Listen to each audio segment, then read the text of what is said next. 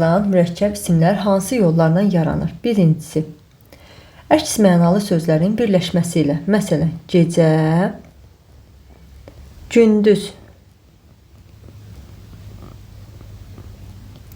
Alış-veriş. İkinci, yaxın mənalı sözlərin birləşməsi ilə. Məsələn, el, oba.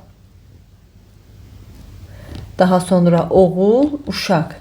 Üçüncüsü, izafə tərkibli sözlərin iştirakı ilə. Məsələn, tərzi, hərəkət. Tərzi, hərəkət. Dördüncüsü, tərəflərindən biri ayrılıqda işlənməyən sözlərin iştirakı ilə. Məsələn, çöl, çöp.